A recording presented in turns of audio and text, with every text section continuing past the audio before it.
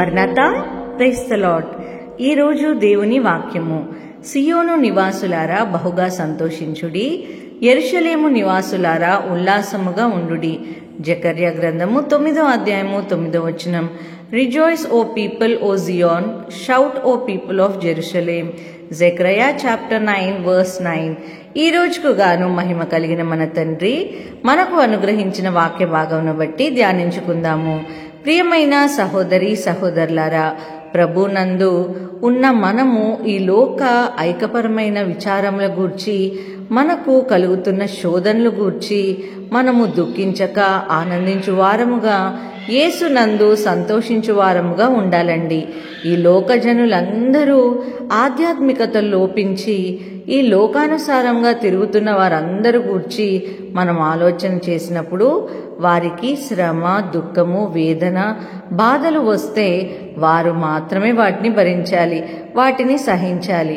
ఎందుకంటే వారి కొరకు ఏ ఒక్కరు కూడా వారి శ్రమలలో, వారి బాధలలో, వారి కష్టాలలో వారి యొక్క భారములను భరించుటకు ముందుకు రారు.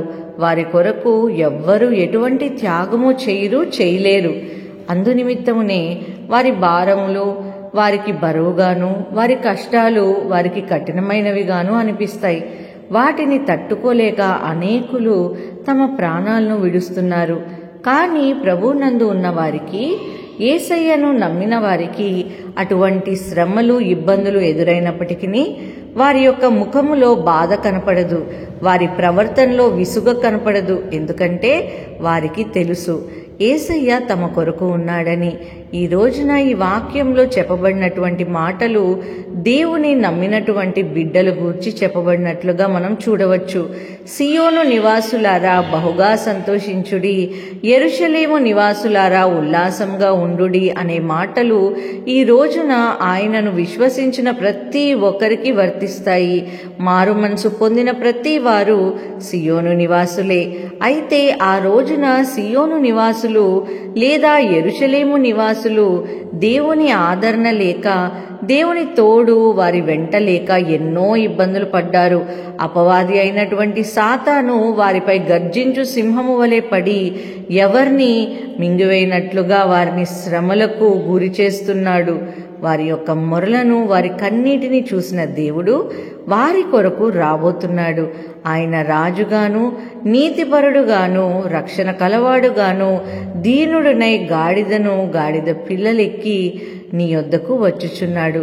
కాబట్టి మీరు ఇక మీదట బాధపడకండి, మీరు ఇక మీదట కన్నీరు కార్చకండి. మీకోసం మెస్సయ్య రాబోతున్నాడండి.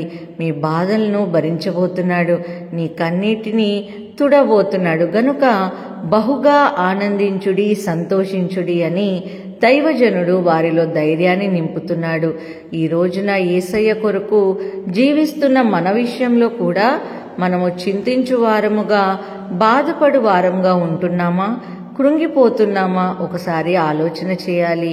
ఆ రోజున ఇశ్రాయేలీలు కొరకు ఇంకా యేసయ్య రాలేదు, రాబోతున్నాడు అని ప్రకటించారు. కానీ ఈ రోజున యేసయ్య మన కొరకు వచ్చాడు, మన మధ్య ఉన్నాడు. ఆయన మన అందరి కొరకు పాపముల నిమిత్తము హింసింపబడ్డాడు, దూషించబడ్డారండి. బైబిల్ పరిశుద్ధ లేఖనములు సెలవిస్తున్నాయి, ఆయన దేవుని స్వరూపమును కలిగిన వాడయ్యుండి దేవునితో సమానముగా ఉండుట విడిచిపెట్టకూడని భాగ్యమని ఎంచుకొనలేదు. కానీ మనుషుల పోలికగా పుట్టి దాసుని స్వరూపమును ధరించుకుని తనను తానే రిక్తునిగా చేసుకొనెను. మరియు ఆయన ఆకారమందు మనుషుడిగా కనపడి మరణమును పొందునంతగా, అనగా శిలువ మరణమును పొందునంతగా విధేయత చూపిన వాడై తన్ను తాను తగ్గించుకొనెను అని ఈరోజు ఈ మాటలు వింటున్న మీలో ఇంకా దుఃఖిస్తున్న వారు, ఇంకా తమ యొక్క సమస్యల కొరకు బాధపడుతున్న వారు, నాకెందుకు ఈ బాధలు అని తలుచుకుని కన్నీరు కారుస్తున్న వారు ఉన్నారా? అయితే ఈరోజు దేవుని యొక్క మాటలను ఒక్కసారి జ్ఞాపకం చేసుకోండి. ఆయన పరిశుద్ధ వాక్యం ద్వారా చేసిన అనేక మాటలను జ్ఞాపకం చేసుకోండి. దేవుని యందు మనము అంతా ఆనందించు వారంగా ఉండాలి, కానీ దుఃఖించు వారంగా ఏనాడు ఉండకూడదండి. యేసయ్య ఈ లోకమునకు వచ్చినప్పుడు ఆయన రౌద్రుడై రాలేదు, కోపంతో రాలేదు, శిక్షించుటకు రాలేదు. వాక్యము సెలవిస్తున్నట్లుగా నశించిపోతున్న వారిని వెతికి రక్షించుటకు ఆయన వచ్చాడు, దీనుడై వచ్చాడు. ఆ యొక్క దీనత్వం, ఆ యొక్క తగ్గింపు ఎవరి కోసం? ఆయన దేవుడే కదండి. ఎందుకు తగ్గించుకోవాలి? కేవలం మన కోసం, మనల్ని రక్షించడం, మనల్ని కాపాడడం కోసం యేసయ్య ఈ లోకంలోకి వచ్చాడు. కాబట్టి ప్రియమైన సహోదరి సహోదరులారా, ఈరోజు దిక్కిస్తున్న నీవు, నీకున్న శ్రమలు, అనారోగ్యాలు, బాధలు, ఇబ్బందులు, వాటన్నిటిని బట్టి భయపడుతున్న నీవు దేవుని బట్టి, ఆయన చేసిన త్యాగాన్ని బట్టి నీవు ధైర్యంగా ఉండు. ఆయన చేసిన త్యాగాన్ని గుర్తు చేసుకో. ఆయన పొందిన దెబ్బల చేత మనకు స్వస్థత కలుగుతుందని విశ్వసించు. సకల ఐశ్వర్యం గల దేవుడు నన్ను ఆర్థికంగా కృంగిపోనివ్వడు అని నమ్ము.